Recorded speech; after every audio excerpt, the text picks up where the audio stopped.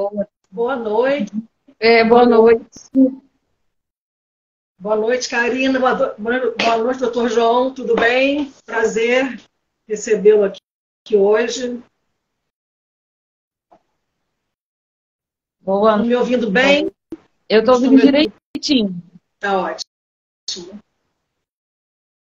Renata Raj da Gabari entrou também, secretária-geral da Comissão Direito do Trabalho. Vamos dar um tempinho, né, para entrar mais gente. Uhum. Estamos um pouco adiantados, né? Estou tentando me situar aqui também com a câmera, com tudo. Isso. Que aí vamos fazer um teste aqui. Está todo mundo se ouvindo bem, né? Uhum. Doutor João, está me ouvindo bem?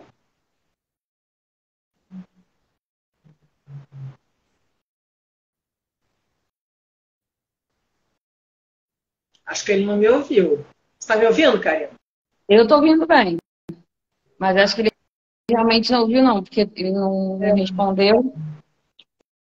Tentar falar com ele aqui pelo WhatsApp, ver se ele está ouvindo.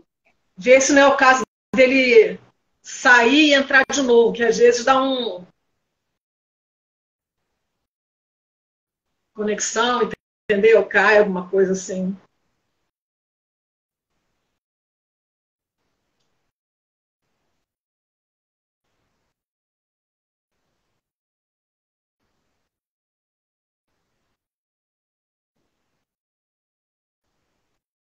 O doutor João está ouvindo, te respondeu aqui.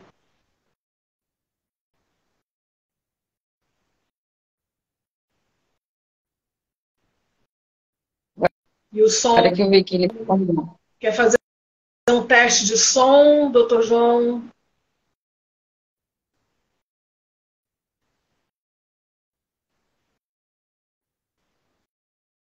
Acho que ele não está ouvindo, não, Karina.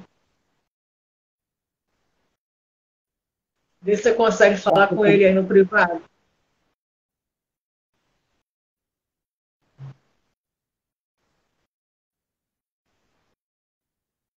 Acho que ele não está aqui no grupo.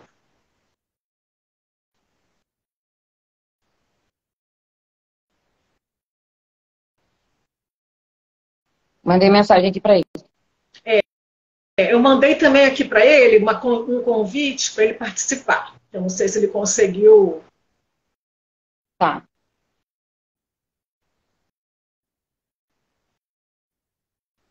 Não sei se ele conseguiu achar o íconezinho de pedir para participar. Eu mandei aqui.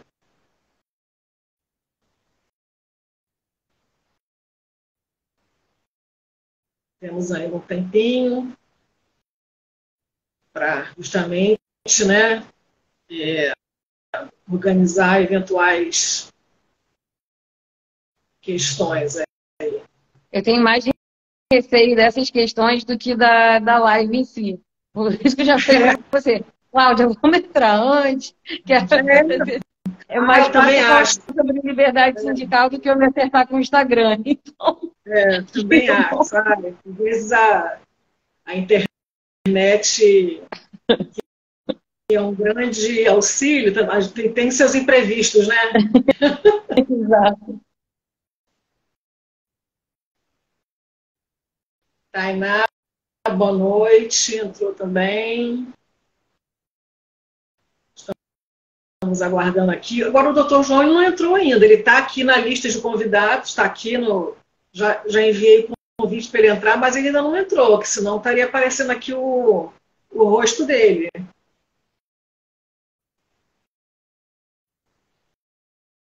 Agora acho que vai.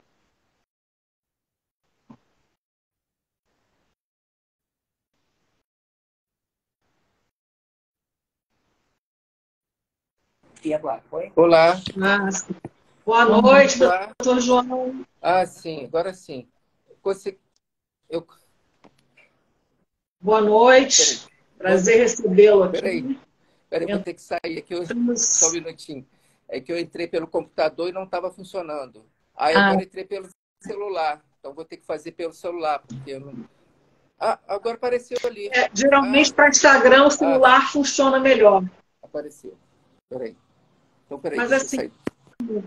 nós entramos um pouco antes, justamente para ir, né, resolvendo essas coisinhas que acontecem, que podem acontecer, né? Peraí, peraí, peraí. A gente vai se Só, ajeitando aqui, tem ainda eita, 5 tá. minutinhos para começar.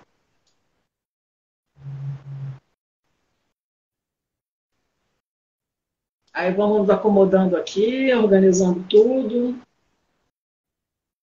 até dar o tempo, às 18 horas. O senhor está me ouvindo bem?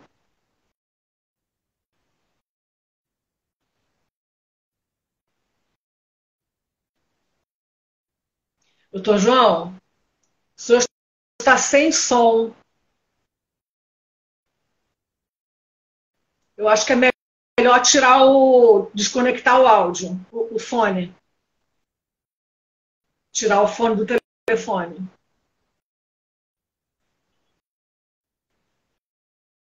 Não. Estou ouvindo.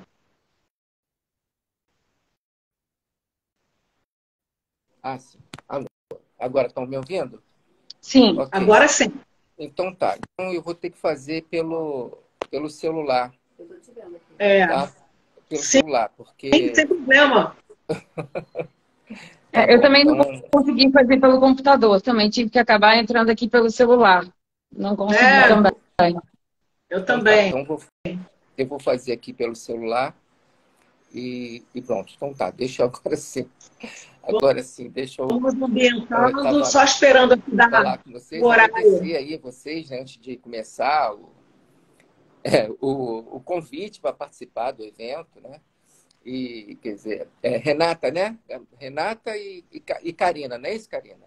Karina, né? Cláudia Cláudia e eu, Karina. presidente da comissão, a Karina é membro da comissão e a Renata, ela é secretária-geral da comissão. Também está aqui na desculpa, plateia. no início eu ouvi você falar em Renata, mas a Renata ainda não está aqui. Então tá. Então tá. Cláudia e Karina. Karina é quem, né, me corresponde o tempo todo, né, Karina? Isso. Pro Foi. evento e tal. Aliás, queria agradecer aí essa atenção, sua participação já desde o início, conversando aí com a gente. A doutora Cláudia é a presidente da Comissão de Direito e Trabalho aqui da OAB Barra, né? E a gente está meio que inaugurando, mais ou menos assim, um GT, inaugurando assim, com mais ênfase, né? Um GT de direito coletivo do trabalho, né? Então, a gente... E aí eu estou, junto com a Cláudia, coordenando, né, esse GT de direito coletivo. E aí a gente pensou em fazer uma live sobre liberdade sindical, que a gente acha evidente, né, a importância desse tema, né, em todas as suas dimensões, individual, coletiva, mas também para a gente trazer uma reflexão um pouquinho para além só, né, do que a gente é acostumado a pensar em o direito de se filiar ao sindicato, não se filiar, de constituir sindicato, não constituir sindicato, fazendo uma visão um pouco mais ampla, né, que como a gente entende a liberdade sindical como um meio de efetivação, né, de um trabalho digno, né, da justiça social, né, então, assim, pensar de uma forma, ter um bate-papo mesmo, né, para a gente poder ir incrementando a nossa concepção acerca da liberdade sindical e de como ela é importante para a gente enquanto sociedade mesmo, né. Sim, sim. A minha abordagem, eu organizei aqui a abordagem sobre o aspecto do direito fundamental, né? Doutor João, só um minutinho, por gentileza. Eu vou fazer a abertura agora. Tá bom, tudo bem. São 17.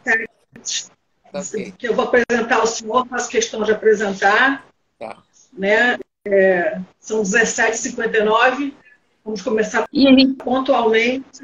Né? O nosso horário é 18 horas. Vou ver se eu melhoro já essa luz aqui. Só um instantinho. Peraí, só um instantinho.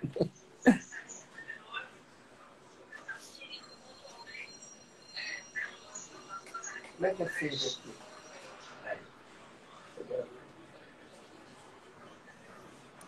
Acho que... melhorar só um pouquinho a luz. Acho que melhorou um pouco. Sim, tá ótimo.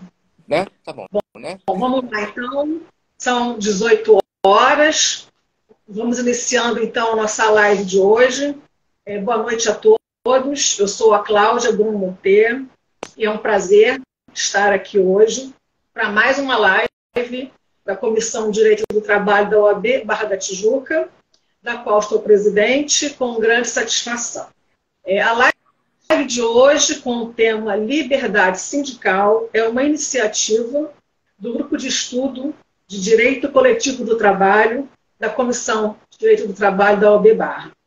Esse grupo é coordenado pela doutora Karina Lima, que fez o convite ao nosso convidado de honra hoje. A doutora Karina Lima, ela é advogada do Sindipetro, mestre em Direito pela Universidade de Coimbra e é membro da nossa comissão. O nosso convidado especial de hoje é o doutor João Carlos Teixeira. Doutor João Carlos Teixeira é procurador regional do trabalho, graduado em Direito pela UFF, pós-graduado em Direito do Trabalho e em Direito Processual do Trabalho pela UCSM e em Direitos Humanos pela UFRJ. Dr. João Carlos Teixeira foi coordenador nacional da CONALES, Coordenadoria Nacional de Promoção de Liberdade Sindical e do Diálogo Social do Ministério Público do Trabalho no período de 2015 a 2017. Então, eu agradeço aos aqui presentes, especialmente ao nosso convidado, Dr. João Carlos Teixeira, por ter aceito o nosso convite, está aqui disponibilizando seu tempo para falar, né, sobre esse assunto tão importante e muitas vezes pouco explorado, né, tanto nas universidades, quanto em comissões da OAB, em grupos de estudo, e o nosso objetivo com a criação desse grupo de trabalho de Direito Coletivo do Trabalho é justamente aprofundar essas questões que são tão importantes e pouco vistas, né, pouco faladas. Obrigada, Karina, também pela iniciativa, por ter convidado o Dr. João, ter lembrado do nome dele. E vamos então iniciar a nossa live. Vou passar a palavra ao Dr. João Carlos Teixeira, que vai falar hoje sobre liberdade sindical. Após, a Karina vai fazer as suas considerações, comentários, enfim. Eu agradeço a todos e peço que fiquem à vontade para enviar comentários, dúvidas aqui no chat. Tá ok, pessoal? Vamos lá, então, doutor João, com a palavra. Muito obrigada. Bom, muito obrigado. Boa noite a todos. Quero inicialmente agradecer, obviamente, o convite, né, feito pela doutora Karina, e também agradecer até minha colega Júnia pela indicação, né, que foi, né, acho que foi o seu primeiro contato, né, Karina, com a Júnia. E agradecer aí a comissão, a presidência seccional da Barra, a doutora Cláudia, pelo convite. Tá? E vamos aqui trocar uma ideia sobre, né, liberdade sindical, a importância, né, do sindicato na sociedade e para a proteção dos direitos dos trabalhadores. Bom, muito bem. Primeiro, assim, no Ministério Público do Trabalho, eu fui coordenador nacional da Coordenadoria Nacional de Promoção da Liberdade Sindical e do Diálogo Social, que tem por finalidade, né, promover a liberdade sindical e o fortalecimento do movimento sindical no Brasil, né, visando, obviamente, né, o papel do Ministério Público de tutela da ordem jurídica trabalhista e o papel dos sindicatos de tutela dos direitos e interesses dos trabalhadores. Né? Muito bem. A minha abordagem, eu vou abordar aqui a liberdade sindical sob o aspecto do direito constitucional, né? E também como direito fundamental no âmbito dos direitos humanos do trabalho. Tá? Bom, a liberdade sindical ele é um direito garantido desde a Declaração Universal de Direitos do Homem, né? Em 1945, né? Quando desde a Declaração Universal de Direitos do Homem, lá antes mesmo da Constituição da ONU, né? E que prevê o direito de toda pessoa de organizar sindicatos e indenizar para a proteção dos seus direitos. Tá? Está previsto no artigo 23, parágrafo 4º da Declaração Universal de Direitos do Homem. Tá? Esse direito também, depois da Declaração Universal de Direitos do Homem de 44, né? Ele foi também repetido, né? no Pacto Internacional de Direitos Civis e Políticos, também que garante toda pessoa de organizar e fundar com outras sindicatos, tá? E aí ele filiar-se para defesa de seus interesses, tá? Sujeitando-se apenas ao estatuto da organização. Tá? E, da mesma forma, o Pacto de Direitos Econômicos, Sociais e Culturais também prevê o direito da pessoa de fundar sindicatos, né, e filiar-se ao sindicato de sua escolha, né, para a defesa de seus interesses econômicos, sociais, tá? E prevê ainda o direito de greve, tá? Como exercício, né, a ser exercício na forma da lei de cada país. Muito bem. E, como se vê, é um direito não só um direito consagrado em tratados internacionais, né? E, obviamente, o Brasil, como membro, né, da ONU, da OIT, também assegura o direito de liberdade sindical no artigo 8º da Constituição. Então, obviamente, a liberdade sindical ela envolve várias dimensões de liberdade, né? Todas indivisíveis, interdependentes e interrelacionadas um com o outro. Nós estamos falando da liberdade de associação, da liberdade de organização, liberdade de administração, liberdade de exercício de funções e a liberdade de filiação e desfiliação, né? A liberdade de associação, ela trata do direito de fundar sindicatos, né? E eu costumo dizer que fundar sindicato esse princípio, o fundamento material desse princípio da liberdade sindical é a solidariedade de interesses, tanto de trabalhadores quanto de empregadores. E essa solidariedade de interesses é que leva, né, ao interesse, né, e o direito de fundar uma entidade sindical, né? A liberdade de organização diz respeito às formas pelas quais as entidades sindicais podem se estruturar, né? Assim, na nossa Constituição está garantido a não interferência do Estado na organização sindical, o que significa que os sindicatos podem livremente dispor sobre os seus estatutos, tá? Da forma como vai se organizar. E tem a liberdade de administração, ou seja, o que veda a interferência externa na administração do sindicato, e a questão também da democracia interna. Embora os sindicatos, obviamente, estejam livres para dispor sobre seus estatutos, os estatutos, em razão de viver num Estado democrático de direito, ele deve internalizar dentro da organização sindicais o princípio democrático nas atividades sindicais. Não por outra razão, né, deve haver eleições sindicais periódicas, né, a eleição de seus membros, como dispõe a lei e os tratados internacionais. Até porque uma entidade sindical, só pode se falar em liberdade sindical numa sociedade democrática, porque em sociedade totalitária, o exercício da liberdade sindical costuma ser bastante limitado, se não inexistente. Muito bem. E liberdade de exercício de funções, né, que trata da faculdade de sindicatos, dispõe sobre as atribuições que vão desempenhar na defesa dos interesses dos trabalhadores, dos empregadores, né, conforme seja o tipo de organização profissional ou patronal. E a liberdade de filiação e desfiliação, né, ou seja, a liberdade que o indivíduo tem de se filiar ou não ao sindicato e dele também sair quando lhe aprouver. Muito bem. Importante destacar o papel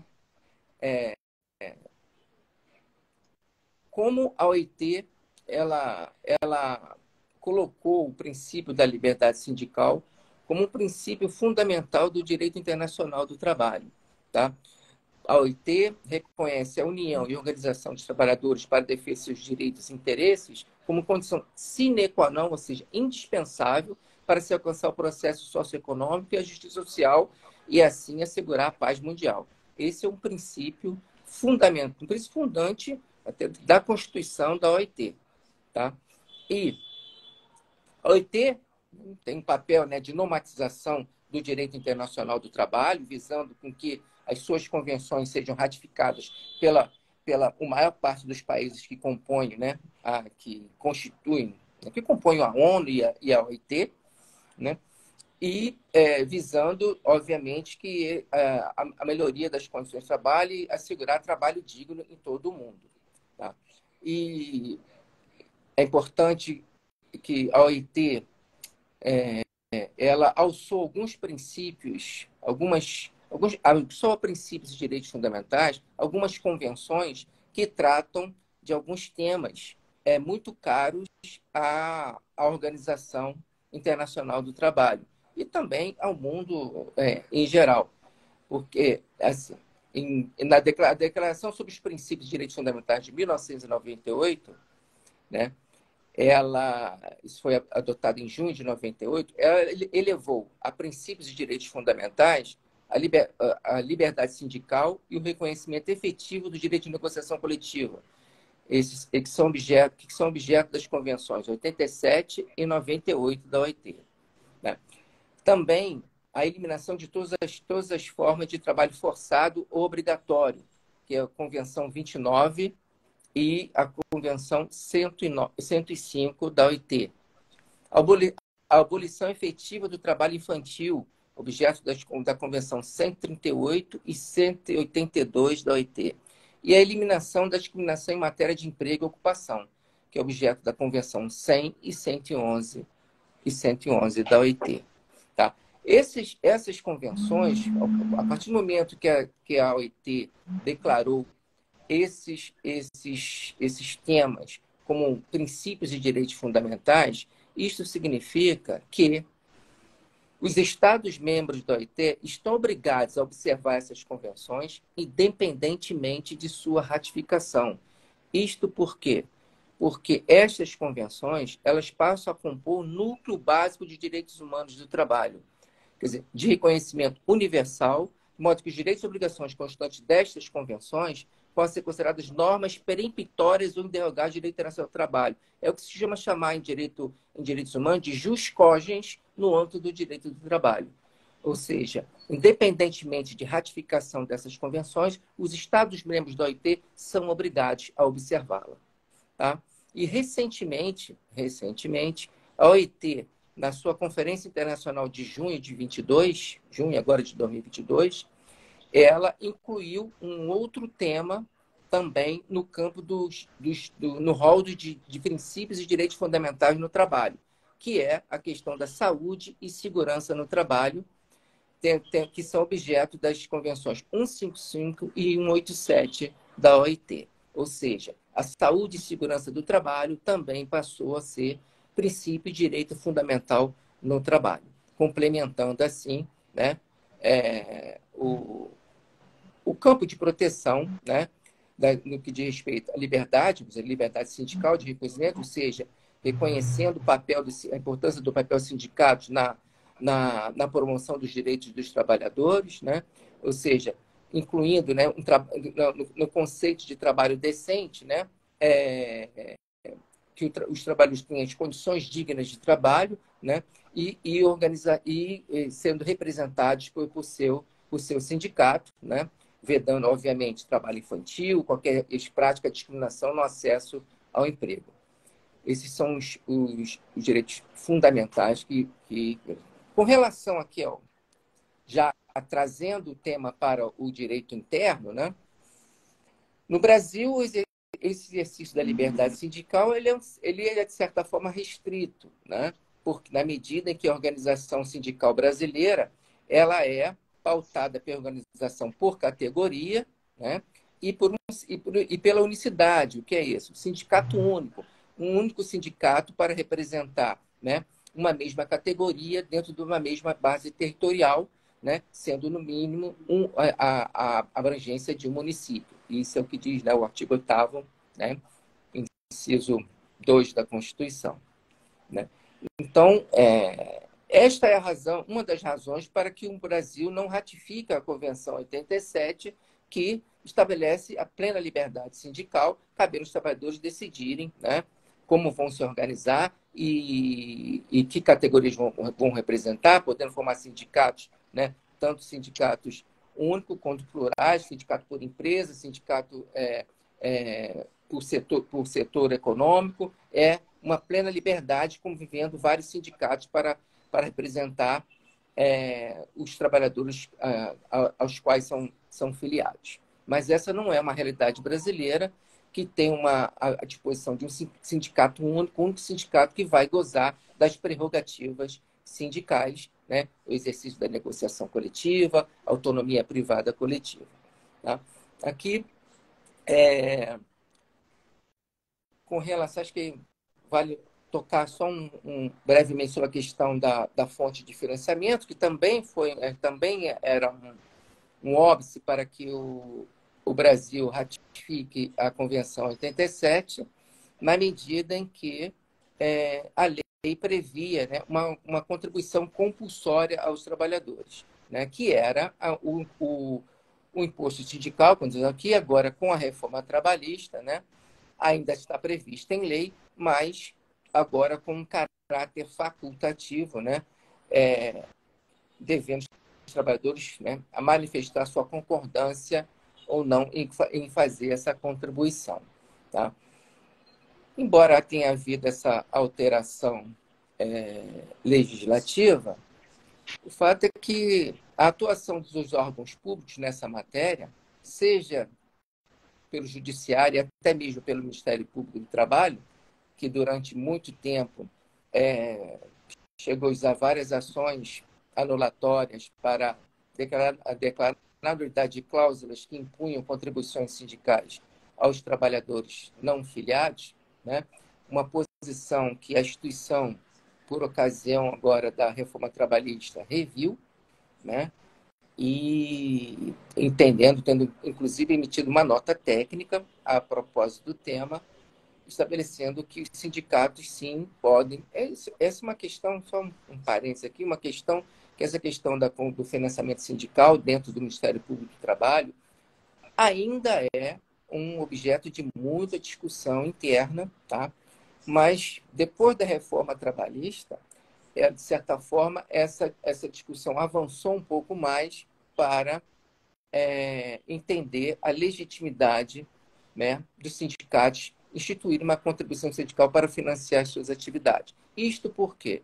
Porque entendeu-se que a reforma trabalhista visou enfraquecer o movimento sindical, né, em todos os seus sentidos e principalmente financeiramente, de forma a inviabilizar o exercício das suas atividades. E isso é uma coisa que nós discutimos internamente. Nós não poderíamos aqui, né, atuar agora mais incisivamente e botar uma pá de cal em cima da atividade sindical se sufocarmos o sindicato financeiramente. Então, houve uma certa mudança de visão do Ministério Público com relação a isso. Claro que, antes mesmo disso, pode-se dizer que uma boa parte dos procuradores entendia que era favorável a esse tipo de contribuição, mas havia muita cisânia, chegou-se a aprovar uma orientação, depois foi cancelada, e agora, recentemente, foi aprovada uma orientação no sentido de que essas denúncias de respeito a cláusulas normativas, elas, em princípio, não gozam de interesse social na medida em que o interesse de um trabalhador que se sente satisfeito com determinada cláusula não pode prevalecer sobre o interesse da coletividade que foi aprovada em assembleia. É uma questão de princípio básico do direito, que é a prevalência do interesse, do interesse comum, das exigências do bem comum sobre o interesse privado, o que inclusive faz parte da interpretação das normas da lei, conforme está na Lei de Introdução de Normas do Direito Brasileiro, a LINC. Muito bem. Então, essa questão dentro do Ministério Público ficou colocada nesses termos, né? Isto porque a atuação anterior acabava por limitar a eficácia jurídica e social das cláusulas normativas que previam, né, o financiamento sindical na medida em que restringia a contribuição apenas aos associados, permitindo que trabalhadores não associados não contribuíssem, mas se beneficiassem de todos os direitos negociados, negociados, né, no curso da negociação coletiva e fruto das normas coletivas celebradas. E aí já entramos no ponto, né, da negociação coletiva, né, e da autonomia privada das entidades sindicais, né? Muito bem. Isso também é objeto de algumas convenções da OIT, né? Só um minutinho. Só um minutinho.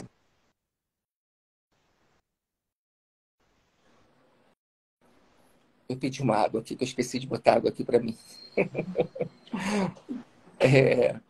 Então sobre negociação coletiva, né? Esse é, né, um dos principais instrumentos, né, de atuação do sindicato, né, que é o poder de negociar com o empregador, um conjunto de empregadores ou com a organização de empregadores, as normas que vão reger o contrato de emprego, né?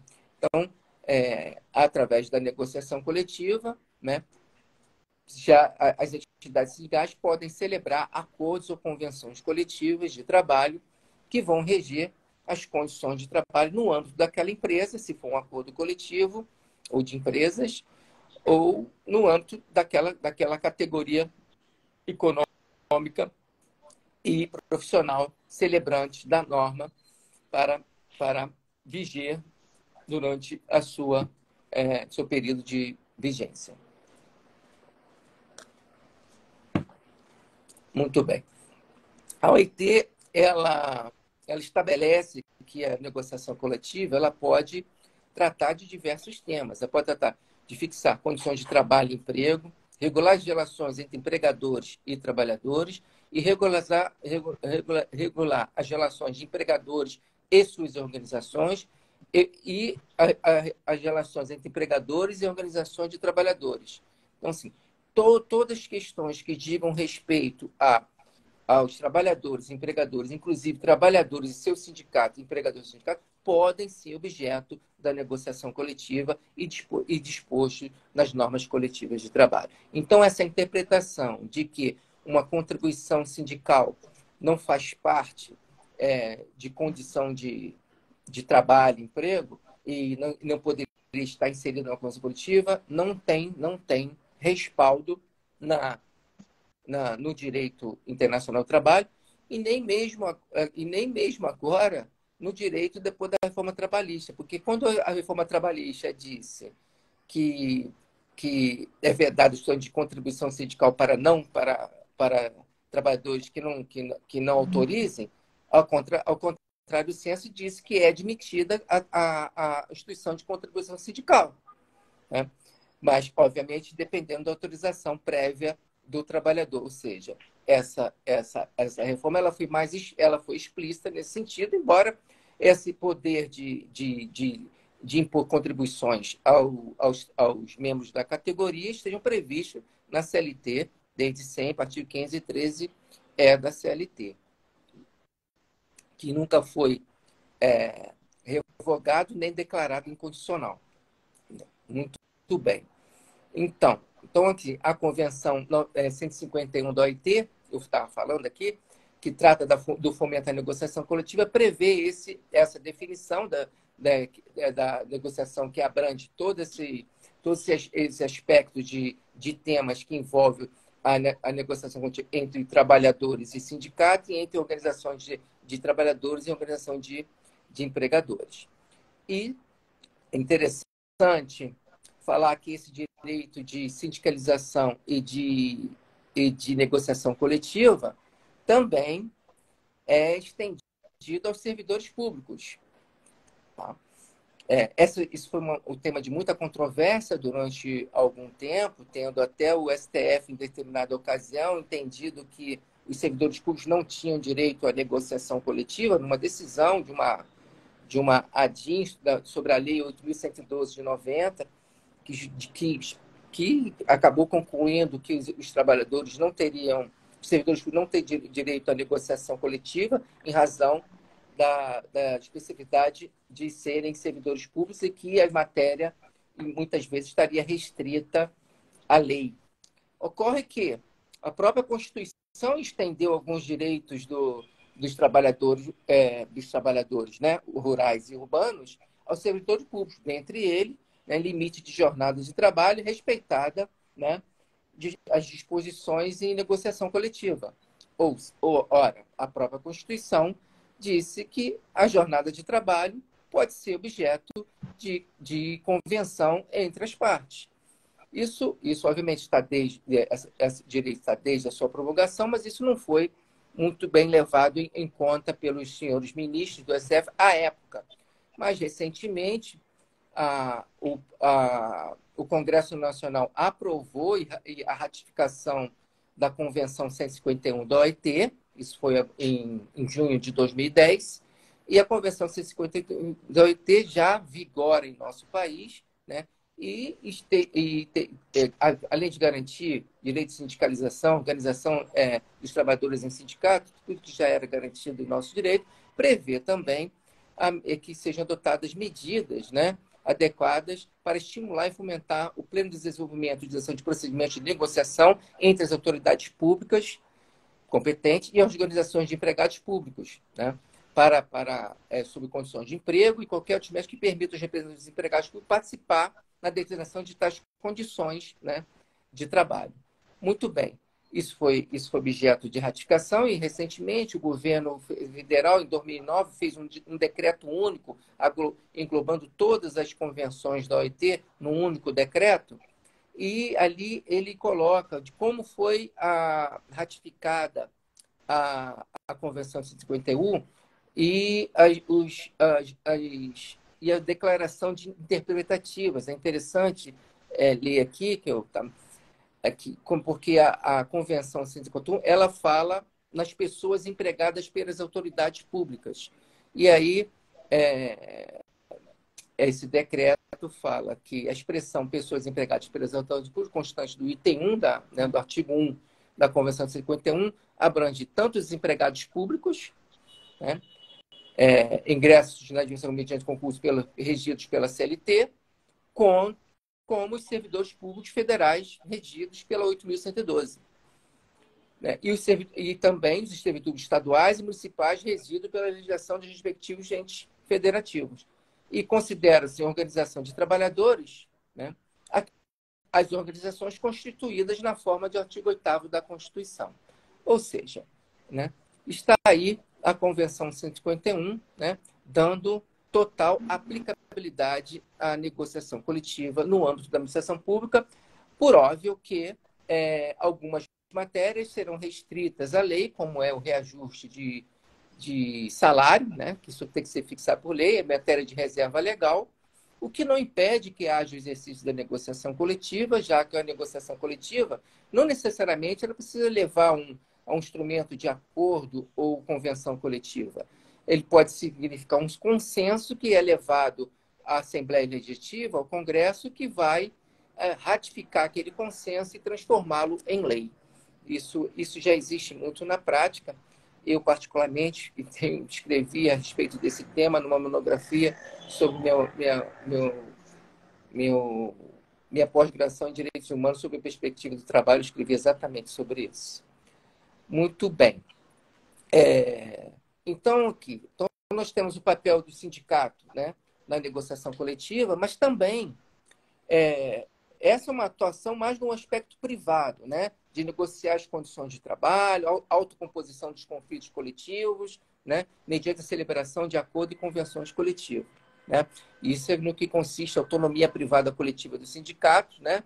De, de dispor sobre as normas que vão reger as condições de trabalho e também, né, de decidir, né, até sobre o exercício do direito de greve, né, que está previsto lá no artigo 9º da nossa Constituição, que o direito de greve é assegurado aos trabalhadores e cabendo aos trabalhadores decidir sobre a oportunidade de exercer os interesses que devam, por meio dele, defender.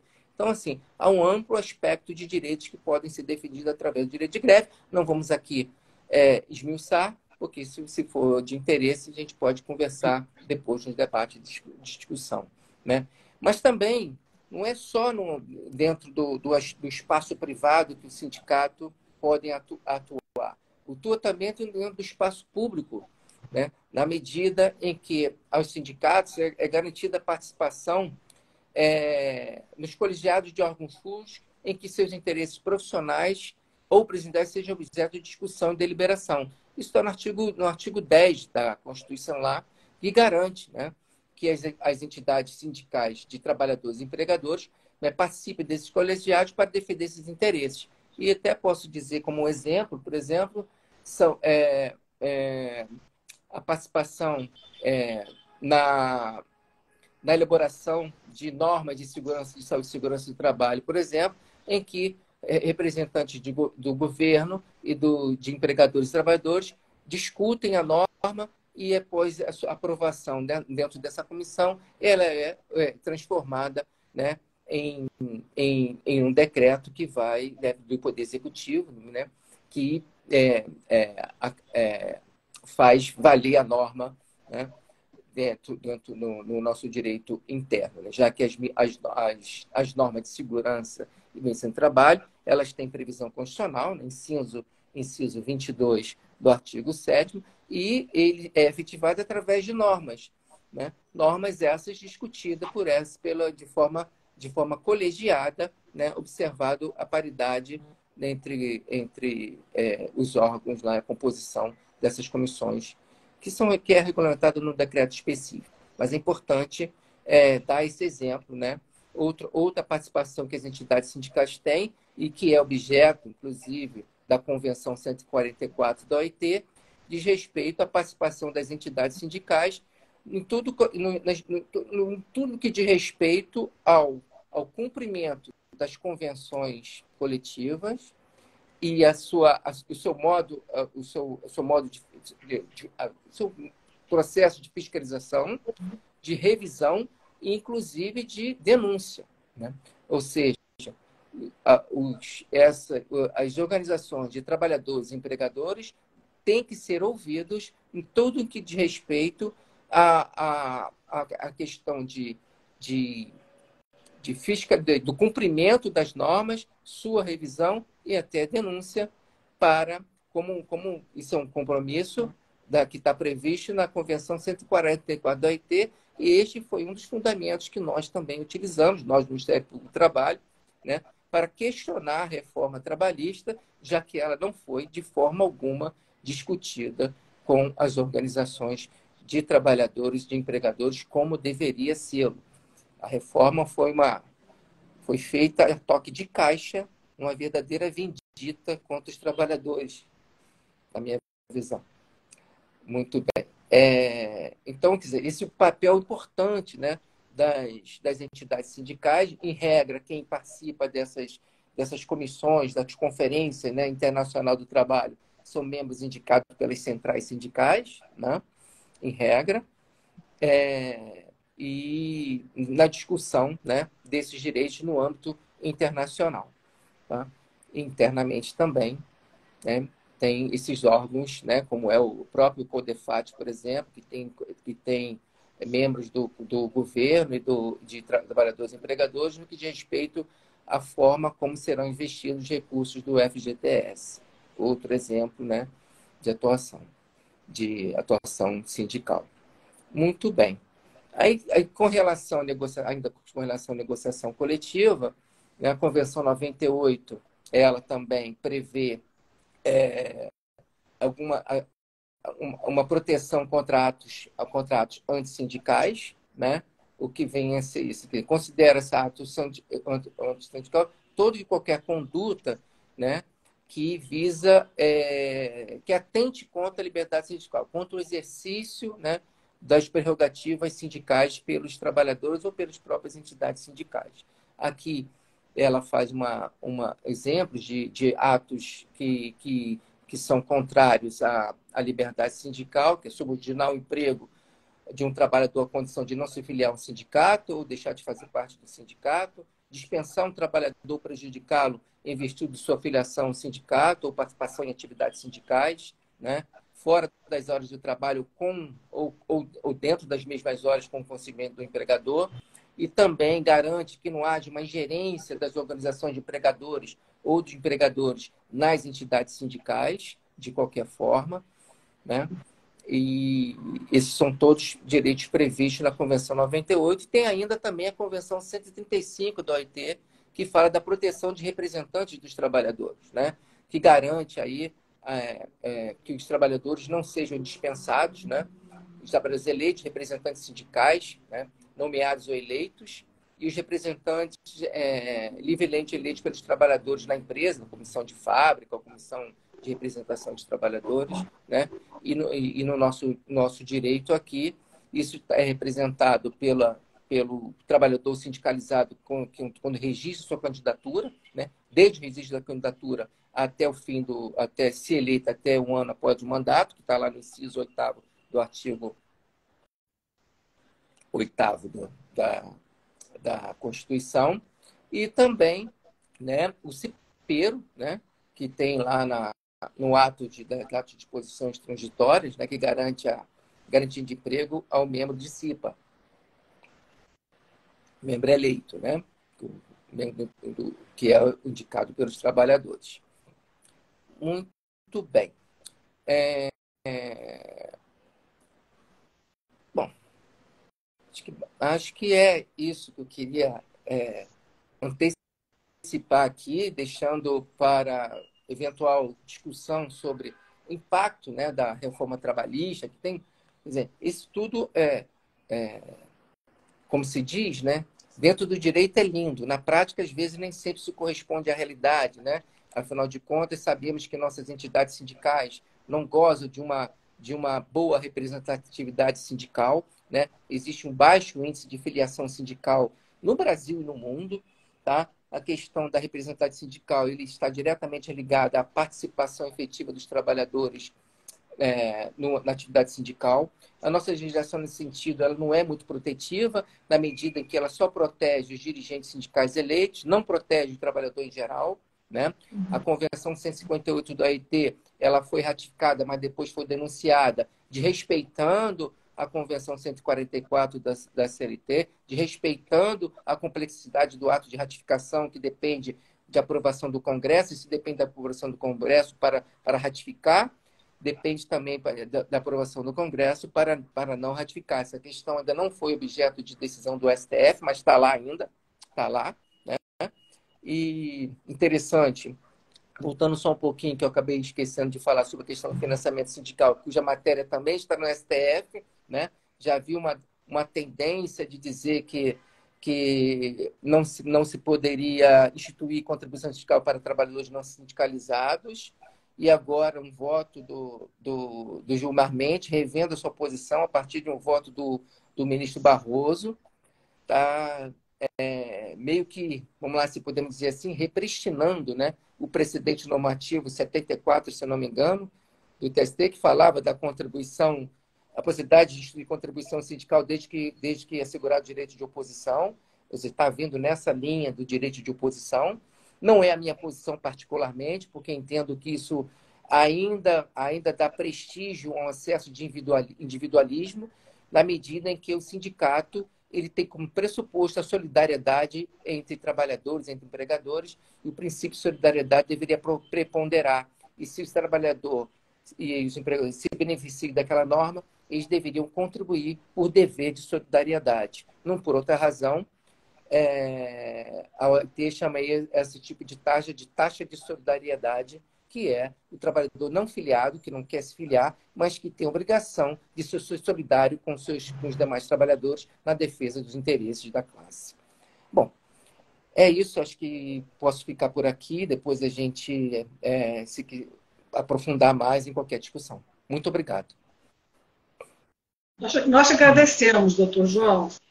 Temos aqui algumas perguntas, Sim. tá?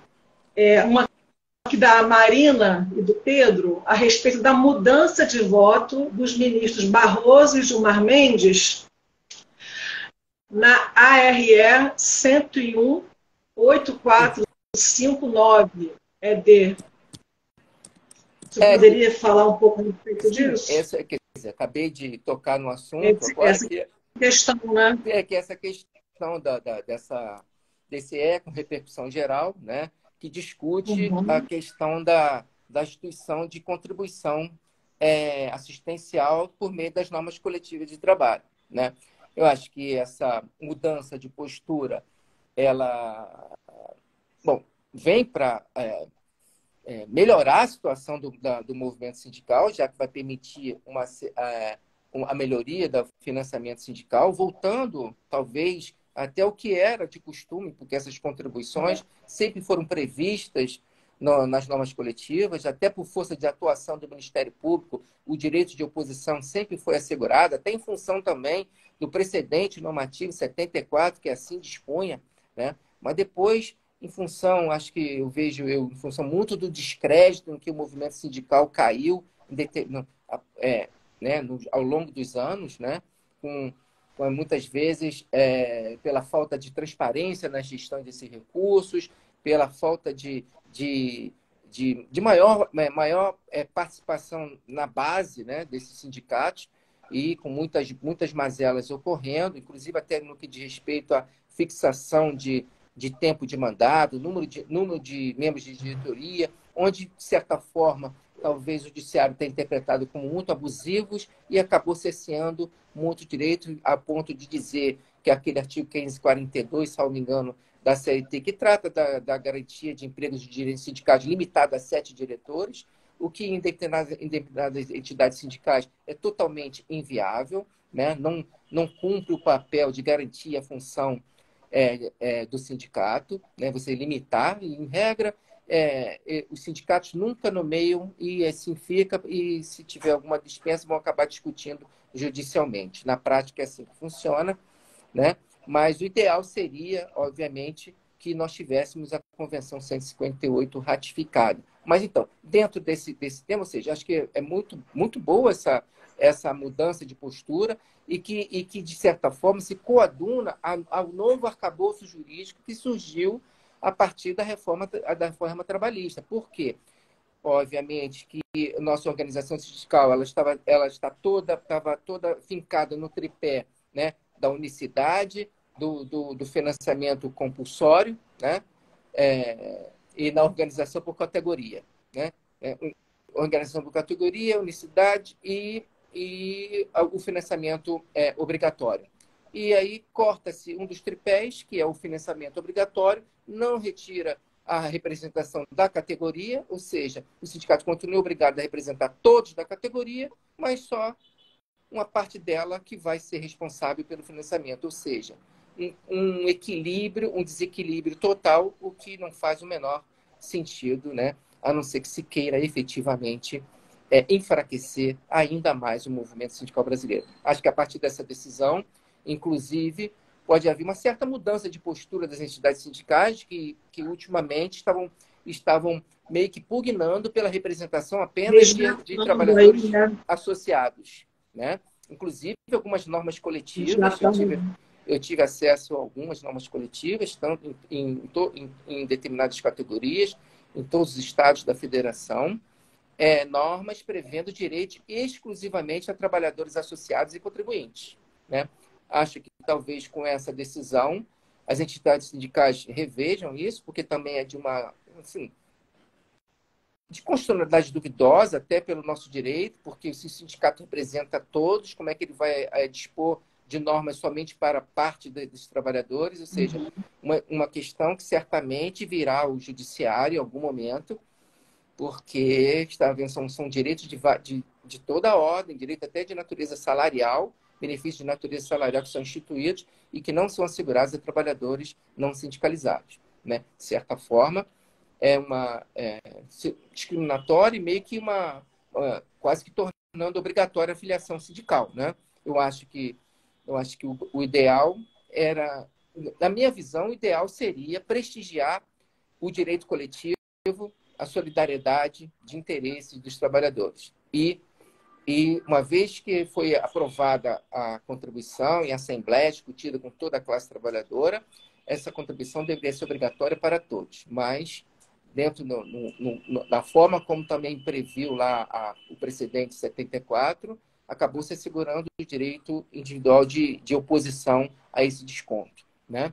Assim, prestigiando a liberdade individual, né? Em detrimento dessa liberdade coletiva, desse interesse coletivo, da solidariedade de interesse que encerra, né, que se encerra na instituição do sindicato. Isso. Perfeito. Cláudia, eu queria só acrescentar uma partezinha sim, claro, que o João falou, né, que assim, que eu acho que é importante a gente pensar a contribuição sindical, né, assim como é colocado, de fato, como o doutor João falou, esse é assim, um movimento que veio com a reforma trabalhista de enfraquecimento do movimento sindical, né? E aí a gente tem que pensar que junto com essa mesma reforma trabalhista, a gente veio com aquela máxima de valorização da prevalência do negociado sobre o legislado, né? E é importante que a gente tenha essas duas ideias, elas andem juntas. Porque, assim, como eu implemento uma alteração legislativa em que eu asseguro a prevalência do negociado sobre o legislado, mas, ao mesmo tempo, eu corto uma das formas de financiamento daquele sindicato, né, através do imposto. Não que eu seja da opinião que o imposto sindical deveria continuar, não sou. Mas, assim, é importante também que você crie, como, por exemplo, essa mudança de votos que teve, né, de você possibilitar outras formas de estabelecimento de contribuições, né, porque o sindicato ele continua representando toda a categoria, então deve existir, sim, acho que, na minha opinião, o princípio da solidariedade, né, entre as pessoas da mesma categoria para contribuir, porque as campanhas, por exemplo, de conscientização dos trabalhadores, as campanhas de negociação coletiva, o próprio funcionamento da entidade sindical, tudo isso é preciso recursos para isso, né? E quando a gente pensa do negociado prevalecendo sobre o legislado, você não pode pensar num sistema em que a parte que vai estar negociando, ela vai estar enfraquecida, né? Então, assim, sindicatos fortes também pressupõem sindicatos que tenham condições, inclusive econômicas, de se estabelecer e dialogar com a categoria de trabalhadores, de ir às unidades, né, das empresas, de fazer materiais de conscientização, de trabalhar tudo isso, porque senão você vai estar colocando um negociado sobre o legislado em que a gente vai ter, de um lado, as empresas com seu grande poderio econômico, de modo a atuar, e aí a gente já tem um dificultador natural, né, para as negociações coletivas, porque a gente tem empresas que estão ali no dia a dia com seus empregados. Então, a gente vê atualmente, né, a utilização de intranet, utilização das próprias estruturas da empresa para atuar na conscientização dos trabalhadores, de modo a levar para a aprovação de acordos coletivos no patamar que as empresas defendem. Se, ao mesmo tempo, você não conseguir dar bases para que esse sindicato também consiga se estruturar, né, e possa chegar até os trabalhadores, atuar nessa conscientização e na divulgação, você vai estar colocando uma negociação coletiva desequilibrada e você vai estar colocando, quando isso prevalece sobre o legislado, o que você vai estar fazendo vai ser colocando uma prevalência de normas que não necessariamente sejam favoráveis, né, ou sejam mais protetivas dos trabalhadores, né? Então, você coloca em risco mesmo a possibilidade desse acordo e dessa convenção coletiva, né? Perfeito, Karina. Excelente observação. A Renata Arraes está falando também aqui. Perfeita colocação da doutora Karina. Eu tenho uma outra pergunta aqui, doutor João e doutora Karina também, da Tainá Moreira, que também é membro da Comissão de Direito do Trabalho, do OAB/, e que também está fazendo parte do grupo de estudo, né, da Direito Coletivo. Doutora Tainá pergunta: pagaram uma bonificação para trabalhadores que não adiram à greve é considerado conduta antissindical? Boa pergunta. Essa é uma atuação que o Ministério Público, né, tem, primordial, dentro do nosso planejamento estratégico, que é o combate às condutas antissindicais. E qualquer forma, né, de incentivo que o empregador dê ao trabalhador para não aderir à greve é considerado uma conduta antissindical, porque ele está interferindo na nível de vontade do trabalhador de aderir ou não, estimulando, né, dando vantagens financeiras a quem não aderir. Isso é muito comum, né? Isso é muito comum e é tido como conduta antissindical, sim. Inclusive, um dos temas, como eu falei, que é objeto de nossas notas técnicas a respeito. Eu estou até entrando aqui no nosso aqui, até para não errar aqui qual é a nota técnica que trata da matéria, né, que aí depois eu posso informar direitinho. Fiz aqui as orientações, tem aqui o manual compêndio geral aqui. Mas é considerado conduta antissindical, sim. Todo e qualquer ato que vise limitar o exercício, né, do direito de greve, ele é considerado como a conduta antissindical. De greve, de participação nas ações sindicais, né, promovidas pelo sindicato. Tá? Não, agora, claro que um trabalho de convencimento, porque as empresas fazem um trabalho de convencimento sobre o direito dentro daquele que de convencimento do trabalhador sobre a condição da empresa e por que não pode estender, ou seja, conceder o reivindicado pelos trabalhadores naqueles termos. Isso tudo faz parte, obviamente, da negociação coletiva. Obviamente, o que a gente defende é que a negociação coletiva ela seja feita dentro do âmbito do princípio da boa-fé, o que significa que os trabalhadores devem ter acesso às informações essenciais para que possam decidir com conhecimento de causa sobre determinada alegação da empresa, sobre determinada dificuldade da empresa, né? Então, assim, não é por outra razão que, né, o STF também decidiu na matéria sobre a questão das demissões coletivas, né? Tema 638, se eu não me engano, acabou por entender que é necessário, sim, uma negociação coletiva prévia antes de fazer uma demissão em massa, justamente para a questão da relevância do impacto, né, social e econômico que existe quando há uma demissão coletiva de trabalhadores em determinada região, né, que vai impactar toda a sociedade local. Então, é necessário que haja uma negociação feita, né, com conhecimento da realidade realidade econômica que a empresa apresenta para demitir e, sim, possam encontrar soluções, né, para minimizar o impacto dessas demissões. O que, como se diz, negociar coletiva não significa que vai haver a demissão, ou que não vai haver, ou que é uma autorização. A legislação, nesse sentido, é totalmente inadequada. Inadequada e no sentido de equiparar o que é incomparável, né? Ou seja, uma demissão individual com uma demissão coletiva, ou seja, né, é como querer pretender transformar água em vinho, né, e achar que água e vinho são a mesma coisa. Então, assim, não há nenhuma lógica, né, que possa autorizar. E não se trata também de autorização, até porque se fosse autorização, né, nenhum sindicato daria autorização. Não é isso. A questão é você tratar das questões como deve ser. Se a matéria diz respeito, né, ao emprego do trabalhador, esse é o sustento do trabalhador, ele tem o direito de participar como decorrente do princípio da boa-fé na execução do contrato de trabalho, né? Porque se o contrato de trabalho vai ser rompido, né, os direitos do empregadores têm direito de saber por que esse contrato será rompido. Entendeu? Então, assim, se é assim no direito individual, ou seja, você vai enquadrar o trabalhador em determinado índice ou não, né? Porque aqui no nosso direito interno, o empregador pode olhar para... Não gostei da sua cara, vou te mandar embora. Pagou a indenização, não precisa justificar nada. Né? Paga essa indenização.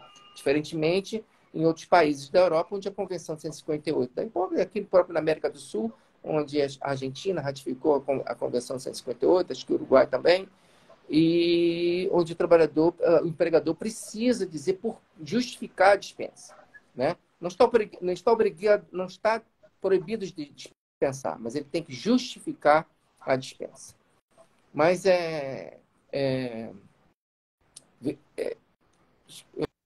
até perdi o fio da meada aqui do tema, que é a questão da conduta antissindical, né? Então essas questões são muito caras ao Ministério Público, a nota técnica está aqui. Eu estou aqui falando aqui, acabei esquecendo aqui. Negociação coletiva, dispensa coletiva, financiamento sindical. Acho que alguém colocou aqui nota técnica Conares número 5. Sim, Direito social e fundamental de greve. Antissindical. Exatamente. Ia colocar agora. Vê ato antissindical. Ato sindical. Eu estou aqui no índice aqui, acabou que ato técnica Conares número 5, GT número 5, né? Orientação 14, tem fundamental de ações greve. afirmativas e a nota técnica, 5 é da greve. Atos sindicais, orientação número 18. Orientação número 18 orientação número 18. Tá? Nota técnica é sobre o direito de greve, que é a nota técnica número 5. Tá? E as condutas antissindicais tem uma orientação 18, que eu vou aproveitar aqui e deixa eu só... Aqui eu abri aqui, que elas estão... O índice tem um índice, mas o índice não é linkado. Seria muito bom. E mais rápido. Orientação 18. Cadê? 13.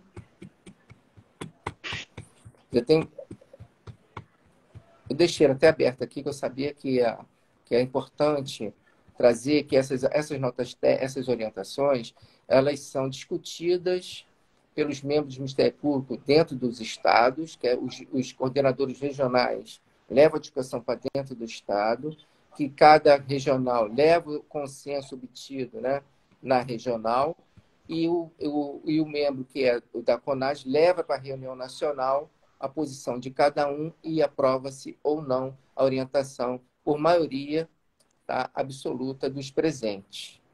Tá? Muito bem. Então, aqui, orientação... É 18 que eu falei, né?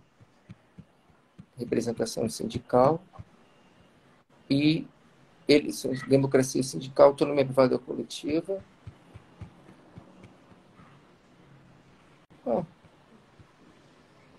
Essa aqui é de democracia sindical. E a outra...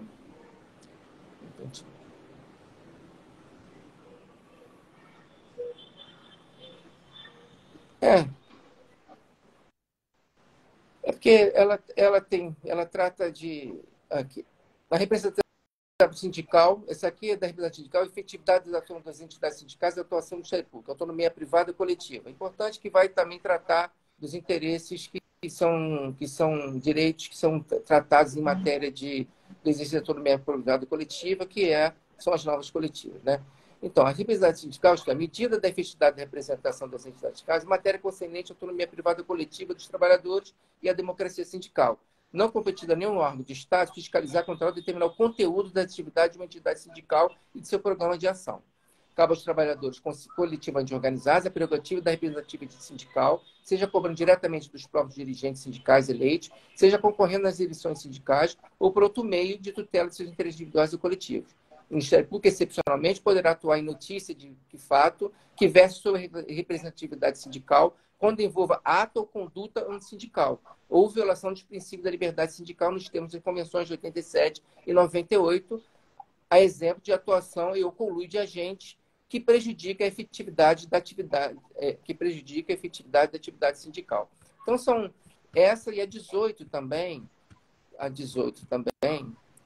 que fala das eleições sindicais e democracia sindical, tá? Autonomia privada e atuação do setor público. A liberdade sindical implica o direito dos trabalhadores e empregadores escolher livremente seus representantes, conforme os princípios de democracia sindical interna e da autonomia privada coletiva, de forma que cabe aos próprios interessados a busca da solução de eventuais conflitos decorrentes de eleições sindicais, inclusive utilizando os métodos de autocomposição ou heterocomposição, sem prejuízo da atuação do Ministério do Trabalho, na qualidade de custos legis, mediador ou árbitro.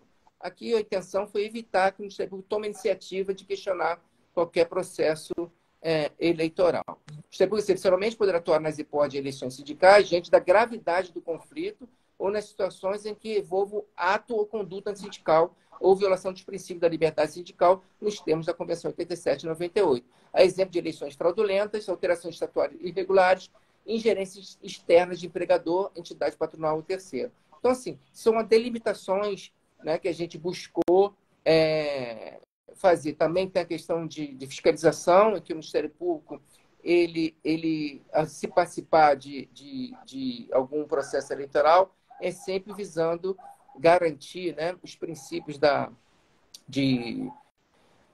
igualdade de paridade de tratamento e assegurar uma lisura do processo e não meio que fiscalizando a posição, mas garantindo que as partes possam exercer esse direito de forma mais plena.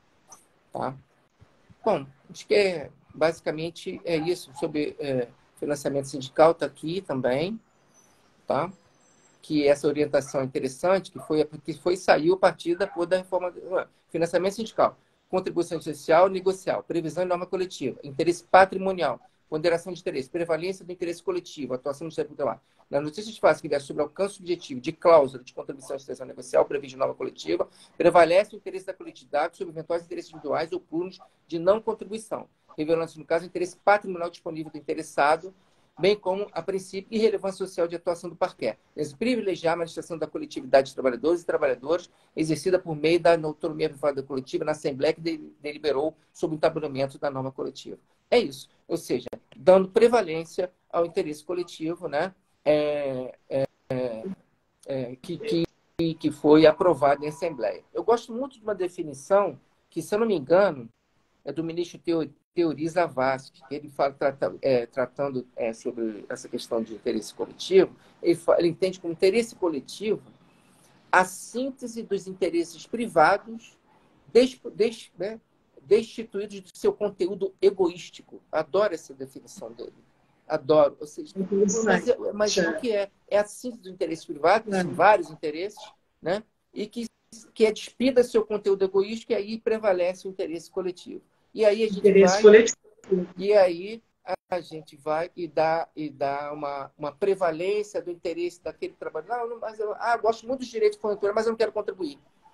Para mim, não faz o menor sentido, né? Permitir essa carona, né? Como diz meu colega Cássio, que estuda muito o direito do trabalho nos Estados Unidos, fala que são os free riders, são os caronas, né? Que se aproveitam da atuação do sindicato e usufruem dos direitos, mas não pagam nada.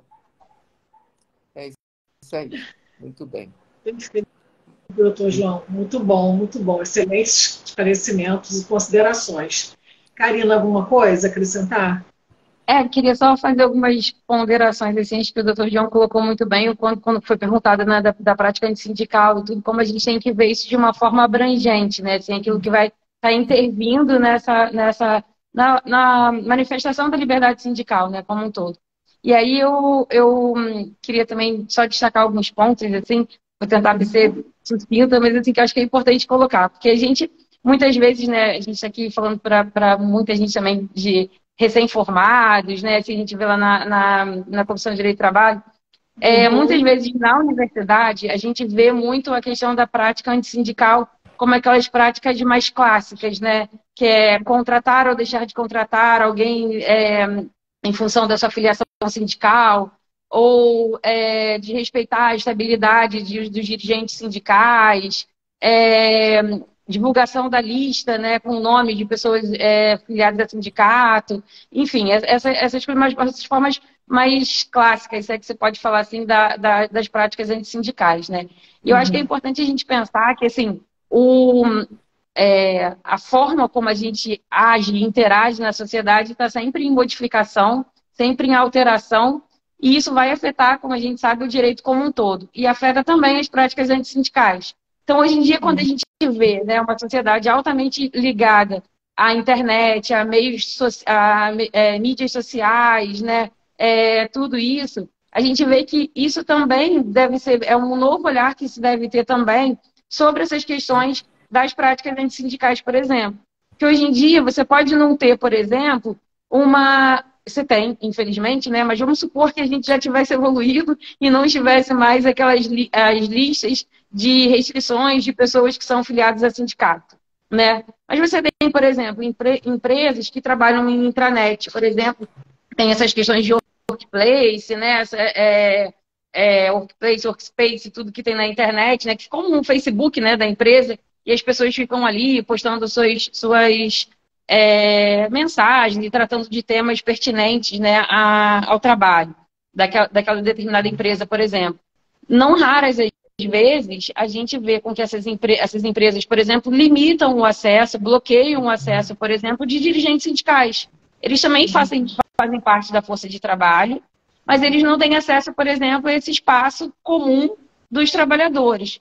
Na minha opinião, aí, doutor João, me corrija aí se não compartilhar do meu entendimento, mas assim, na minha opinião, isso é uma prática, por exemplo, de antissindical. Quando você limita de um modo geral, assim, todos os dirigentes sindicais não têm acesso, por exemplo, a uma plataforma de diálogo entre os trabalhadores, né?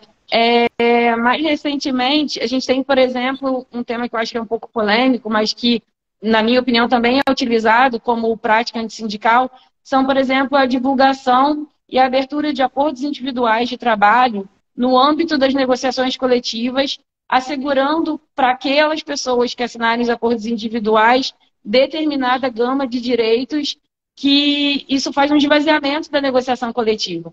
Então, quer dizer, o acordo individual do trabalho, ele é ilegal? Ele é uma prática antissindical? Não, de jeito nenhum. Mas a forma, às vezes, como a empresa coloca isso, o momento em que ela coloca isso, quando ela faz, por exemplo, para esvaziar uma negociação coletiva, né, e aí coloca aqueles, olha, assegurem aqui os seus direitos através do individual, e se o acordo coletivo lá na frente for aprovado nos termos em que a empresa defende, por exemplo, aquilo é estendido. A gente passa por problemas como esse aqui. Então, ali, o acordo individual, por exemplo, ele está sendo utilizado como uma ferramenta de prática antissindical. A gente teve, eu atuo num sindicato, né, que a gente teve, por exemplo, no momento da pandemia, a gente teve aquela questão, né, os trabalhadores foram colocados em teletrabalho, e aí no comecinho da pandemia todo mundo não se falava em vacina ainda, daquela incerteza toda quanto à Covid-19, aquele índice imenso de mortalidade que infelizmente, né, não foi só no início da pandemia, mas enfim, estava ali no auge daquilo tudo. A empresa coloca os trabalhadores em teletrabalho. Ao sindicato, ele não pode ver essa mudança só de uma forma, não, que bom, é um meio de evitar a contaminação. Sim, você vê com esse olhar, mas você também tem que ver como que aquilo afeta os trabalhadores. Então, por exemplo, o sindicato em que eu coloquei, a gente entrou com uma ação judicial, uma ação civil pública, para poder assegurar equipamentos, né, ergonômicos, né, para o trabalho, e que fosse estabelecido algum valor, né, para fazer frente aos gastos que aumentariam, né, de internet, aquela velha discussão, o que o empregador pode arcar ou não quando você está em teletrabalho. A gente ganhou uma liminar nesse sentido, assegurando, né, aqui no TRT da primeira região, e aí essa empresa, ela colocou na intranet dela, no mesmo dia em que ganhamos a liminar, em razão da liminar do Sindipetra RJ, está suspenso o teletrabalho para os trabalhadores da base territorial do Rio de Janeiro, e suspenso assim, como que você coloca uma situação dessa? Obviamente, os trabalhadores entraram em pânico, né? Porque eu estou no meio de uma pandemia. Digo que eu suspendo só para os trabalhadores da base territorial do sindicato e que conseguiu aquela liminar. E digo que, em função dessa liminar, em função dessa ação judicial, vai todo mundo voltar para o trabalho presencial no início de uma pandemia, com todo mundo né, colocado daquela forma. Então, assim, ver como é que essas novas formas, né, às vezes, de comunicação, como é que a prática antissindical ela vai se moldando. Foi considerado prática antissindical, a gente entrou com uma ação para reconhecer como prática antissindical, foi reconhecido em primeira e segunda instância, agora estamos caminhando aí para o TST, vamos ver se vai ser mantido, né?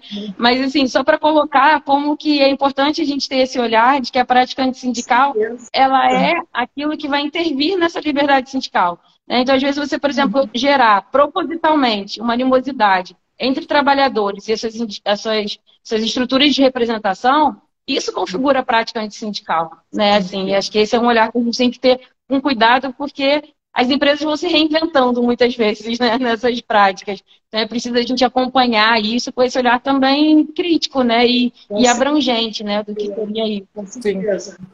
Sim, sim. E, assim, falta muito conhecimento do tema, né, do assunto. Acho que as pessoas não têm muita consciência de tudo que está envolvido, né, nessas questões de direito coletivo.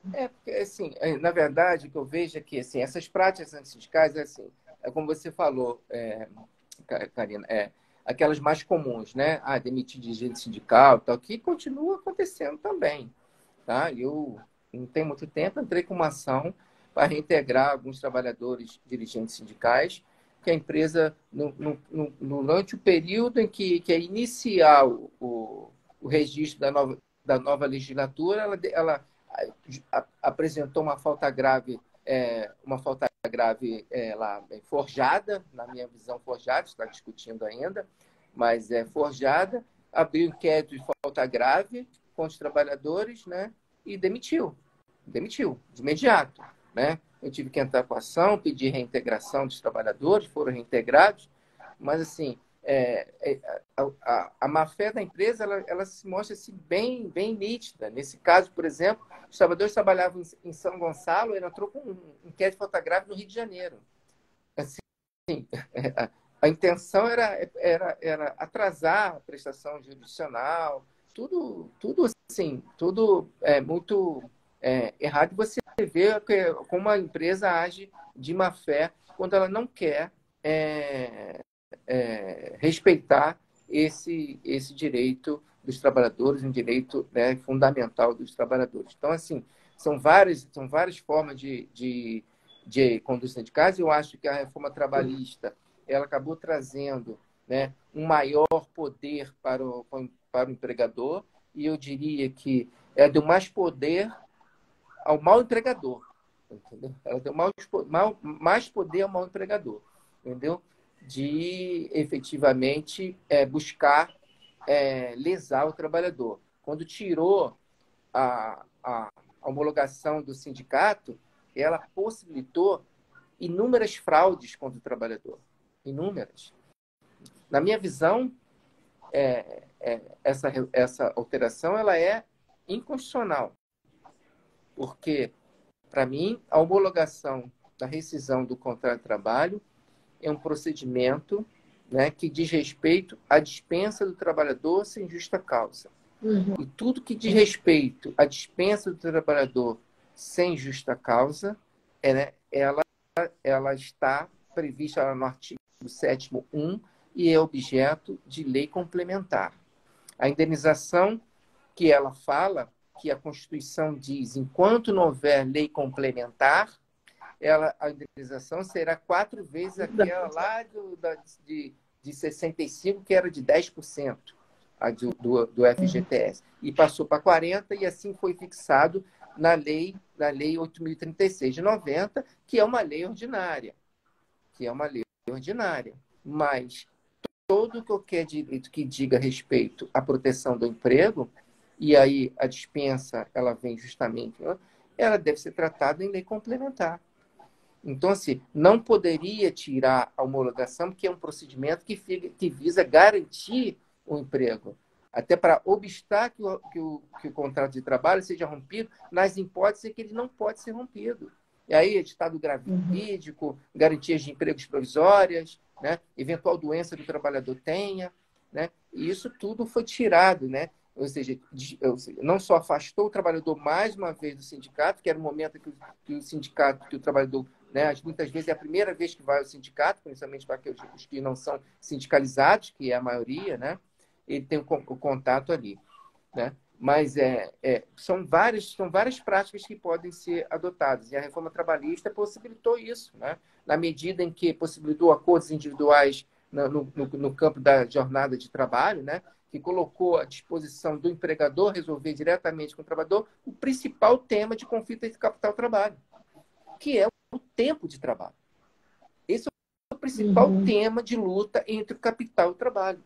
O tempo que o trabalhador dispõe para o empregador, né? Porque, né, o que o empregador quer é o trabalhador o mais tempo possível à sua disposição. Está aí as plataformas digitais que não mentem. Elas estimulam o trabalhador a trabalhar cada vez mais, remunerando pouco e obrigando o trabalhador a ficar mais, a fixar metas, né? Tudo que qualquer empregador costuma fazer normalmente, mas que faz através de um dispositivo eletrônico. Então, assim, esse tempo do trabalho é o principal e colocou à disposição do empregador para ele resolver diretamente com o trabalhador, né? E isso enfraquecendo, né? A justificativa de valorizar a negociação coletiva, ela foi uma falácia, porque tirou o poder totalmente, ainda possibilitou que o trabalhador que ganhe duas vezes o teto da Previdência negocie diretamente com a mesma força de uma negociação coletiva. Como se o trabalhador que ganhasse lá hoje 14 mil reais, né, tivesse um poder maior. Ao contrário, ele depende mais, porque se ele ganha 14 mil reais é porque ele gasta, né, o mesmo tanto para manter seu padrão de vida. E aí ele vai estar muito mais premido, né, de aceitar qualquer coisa, porque não há qualquer posto de trabalho que pague 14 mil reais. Né? A maioria dos empregos são de até 2 mil reais. Entendeu? Então, assim... Com certeza, doutor João. Perfeito. Entendeu? Mas é isso. Muito bem. Karina, mais alguma colocação? Alguém deseja colocar mais alguma pergunta? Vi que tem um colega de faculdade da Karina aqui, o ex-colega de faculdade. Bacana. Te reconheci, viu, Luiz? Obrigada. Muitas mensagens aqui de parabéns, as pessoas gostando muito do conteúdo da nossa live de hoje, que vai ficar publicada na nossa página do Instagram. Se alguém tiver mais alguma colocação, desejar fazer mais alguma pergunta. Então, eu até agradecer vou aqui agradecer a presença de uns colegas aqui, que tem o Berthier, que é o chefe da instituição, o colega Alberto Emiliano, que foi coordenador nacional também da Pronales aqui, que eu divulguei lá no meu grupo lá. Meu assessor também está aqui, o Pedro. Aliás, ele que fez a pergunta aqui da decisão de favor. A comissão de trabalho do B/barra agradece, se sente honrado com a presença de todos os membros aqui do Ministério Público, do Trabalho, dos colegas de comissão, tem vários aqui também que eu vi, mandaram comentários, perguntas, Tainá, Simone, Marina, etc. Muito obrigada pela presença de todos. O doutor João foi excelente. Bastante gente, né? A nossa conversa de hoje. Foi bom, né? Eu vi aqui, tem uma relação imensa aqui de pessoas. Muito bom. Fico feliz. O assunto é muito interessante, muito importante e merece, né? Merece que seja discutido mais vezes até. Sim. Né? Sim. Não, espero ter contribuído e tal. Acho que poderia... outras coisas poderiam ser ditas, mas assim, o tema é vasto, né?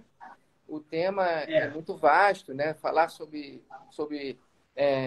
liberdade sindical, toda a questão da organização sindical, todos os problemas que tem a organização sindical em função da terceirização, o problema do financiamento sindical que também acabou dividindo as classes.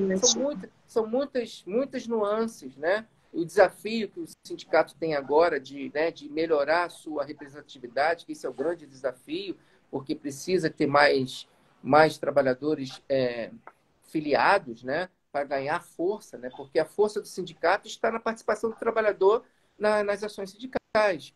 O que é só quando o sindicato tem poder de mobilização da sua categoria é que o empregador fica receoso, porque uma greve causa muito prejuízo ao empregador. E para exercer o direito de greve, você precisa ter uma conscientização, uma mobilização muito grande da classe trabalhadora, né? E, obviamente, que a greve só vai acontecer se a negociação, né, ficar empacada. E quanto mais o sindicato tem força de mobilização, muito menos o empregador vai querer dificultar essa solução, né, pacífica, né, do conflito, para que não cause mais prejuízo. Mas é isso, acho que importante aqui essa participação. Estou vendo aqui, até que minha filha entrou aqui também, ó. Minha filha tem um sobrinho meu, que negócio ficou bom aqui. Todo mundo. Bem-vindo. Que bom, muito bom. Podia ter feito uma. Vai ficar numa página a live, então quem perdeu, né, o começo, pode ver depois. Mas uma coisa que a Karina falou, não sei, depois você vê a questão do tempo aí para a gente encerrar, mas uma coisa que a Karina falou que é importante, essa questão da comunicação, né? A comunicação do sindicato com sua base. Uma coisa que eu vejo que os sindicatos, assim, não estou falando de todos os sindicatos, se é do Sindipetro, é um sindicato extremamente atuante, imagino que seja de alto nível de filiação sindical, um sindicato muito atuante, tanto na questão de defesa dos direitos através de negociação coletiva, quanto no exercício da tutela judicial de interesses e direitos, entendeu?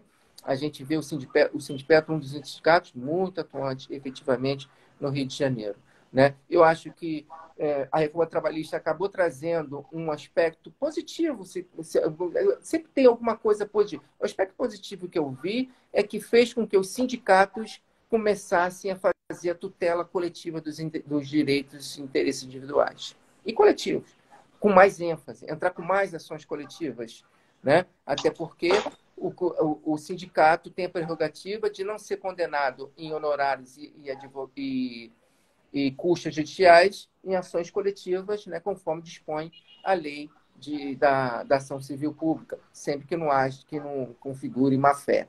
Isso protege o trabalhador, despersonaliza, né, e eu acho que os sindicatos têm que cumprir muito esse seu papel de defesa coletiva dos direitos dos trabalhadores, entrando com as ações judiciais sempre necessárias, e também o Ministério Público sempre esteve à disposição. O Ministério Público tem o seu núcleo de fomento à autocomposição de conflitos, através da mediação e da negociação, né? Também temos atuado muito na mediação de conflitos coletivos, né? E também, obviamente, como eu falei, no combate às condutas antissindicais, que é um dos objetivos do nosso planejamento estratégico, que é o combate às condutas antissindicais, né, para tornar mais efetiva a participação do trabalhador, né, no sindicato, e mais efetiva as ações sindicais. É isso, acho que é... Perfeito, perfeito. Excelentes observações. Nós aqui da Comissão de Direito do Trabalho da OAB Barra agradecemos muitíssimo a sua presença e todo esse conteúdo que foi colocado, trazido para a gente aqui hoje, para nós, com tanta generosidade. Muito obrigada. Karina, muito obrigada pela participação, pela iniciativa, né, pela sugestão do tema e do nome do Dr. João. Foi excelente, realmente. Agradeço a todos os presentes aqui e espero, né, encontrá-los em uma próxima oportunidade, já deixando aqui um aviso que no dia 5 de maio, em homenagem ao Dia do Trabalho, teremos um grande evento na OAB Barra, presencial, que vai se iniciar às 10 da manhã até às 19 horas. É o dia inteiro, palestras, temas importantes, temas atuais, então todos já estão convidados, ok? E fica aqui o meu agradecimento e o meu abraço para uma próxima oportunidade. Karina? Quer falar mais alguma coisa, doutor João? Dá um tchau. Queria só agradecer ao doutor João. Queria agradecer mais uma vez, como eu disse isso, desde a receptividade, da pronta receptividade a estar aqui com a gente. Agradecer a todo mundo que ficou aqui conversando, né, participando aqui dessa conversa. E dizer que eu, particularmente, encerro assim, essa primeira conversa do nosso GT de Direito Coletivo, né, da OAB Barra, assim, muito satisfeita. Sim, exatamente, que acho que ficou um gostinho de quero mais, né? Assim, isso é importante, né? Estimula a gente a pensar sobre o tema. E uma das coisas que eu queria era exatamente, e por isso eu pensei em alguém do Ministério Público para vir conversar com a gente, que a ideia era exatamente o objetivo, né?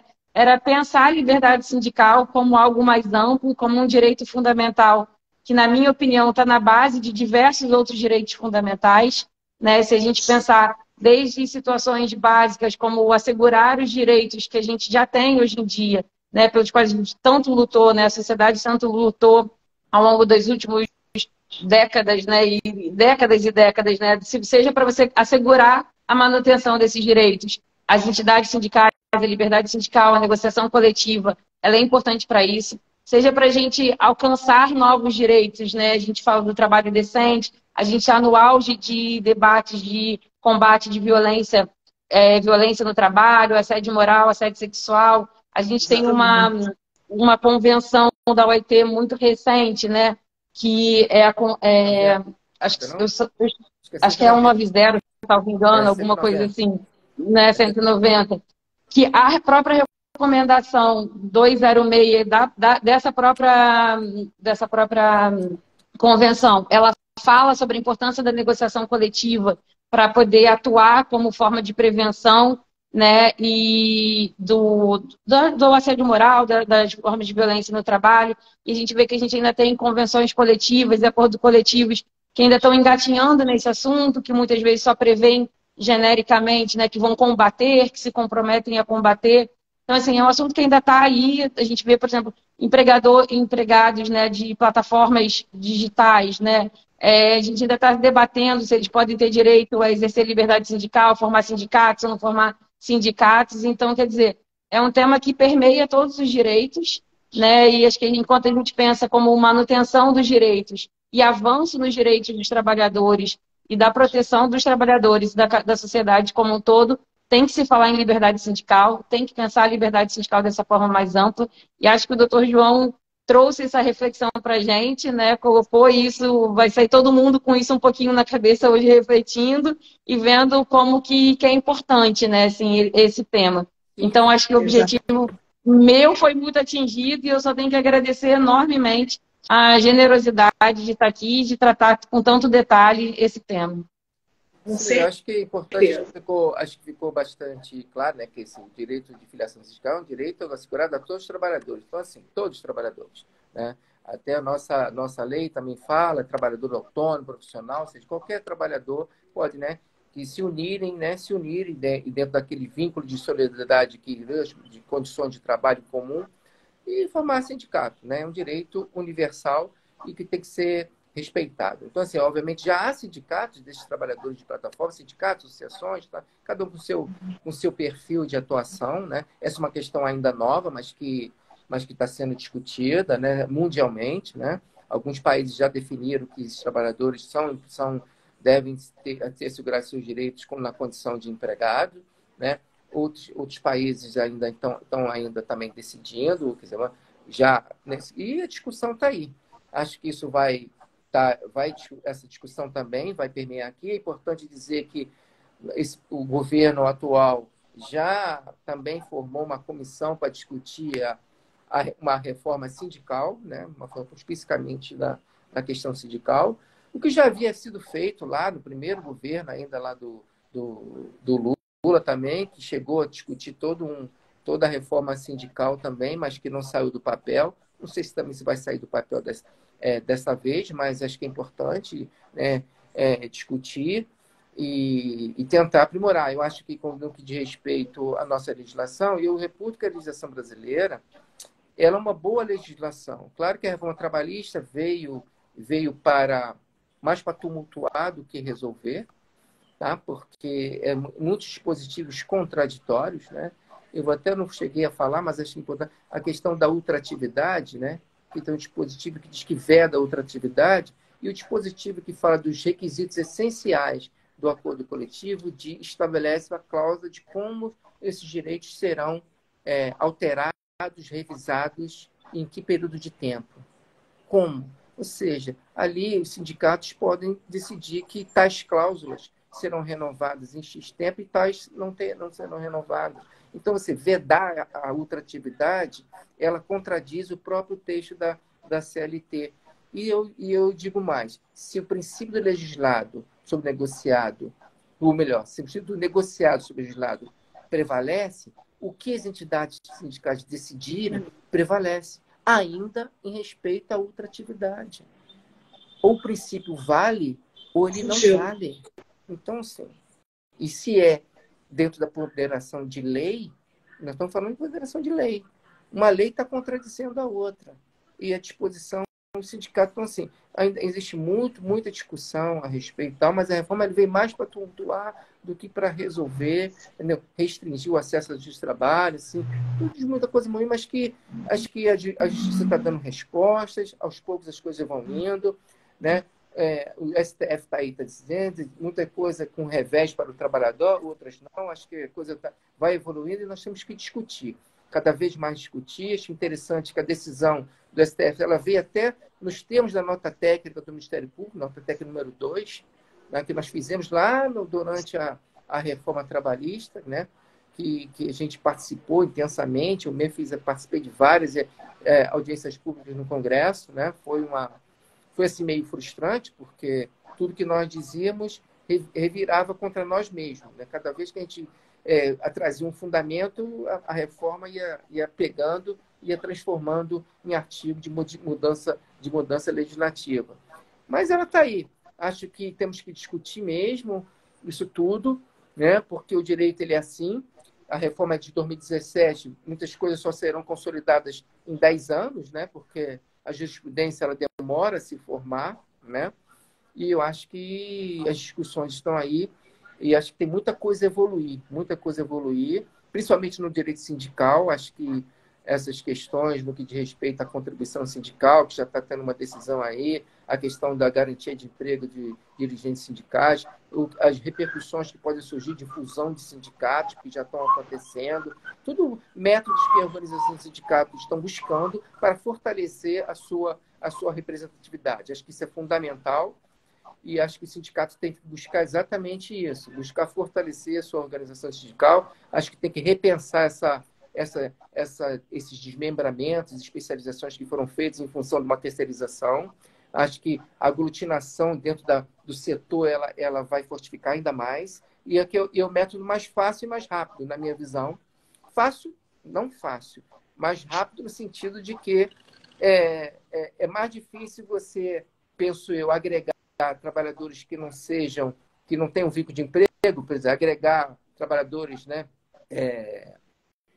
informais, do que você tentar reagregar aquele trabalhador que é um terceirizado, mas que está na mesma cadeia produtiva, no mesmo setor econômico, porque está todo mundo dentro do vínculo de emprego e você vai fazer uma negociação e você vai ampliar mais essa categoria e fortalecer mais o sindicato. Acho que é por aí que os sindicatos deveriam ir, buscar reagrupar as categorias, entendeu? Que muitas foram desmembradas em função da extensão do imposto sindical às centrais sindicais. E aí houve uma luta fratricida entre as entidades, cada um buscando aqui um maior número de sindicatos para poder abocanhar um pouquinho mais o imposto sindical. Como essa arrecadação caiu 95%, esse dinheiro já não significa muito para as entidades sindicais, o grosso mesmo vai vir das mensalidades sindicais e das contribuições sindicais que os trabalhadores devem contribuir pelo exercício da negociação coletiva. Muito obrigado uma vez pelo convite. Gosto muito de conversar sobre esse tema, entendeu? E aí, esse debate é muito bom, entendeu? Profícuo, acho que cada vez, quanto mais falarmos, melhor a gente vai conscientizando a classe trabalhadora sobre a importância do sindicato. É isso. João, muito obrigada, foi excelente, muito enriquecedor, foi um prazer ter o senhor aqui nesse início de noite. Esperamos contar com a sua presença e participação em outras oportunidades, porque realmente foi muito enriquecedor. Nós agradecemos demais, tá? Pelo seu tempo, pela sua generosidade. Enfim, só agradecer. Karina, também parabéns. Primeiro evento do grupo de trabalho, né? De direito coletivo. Excelente, muito bom mesmo.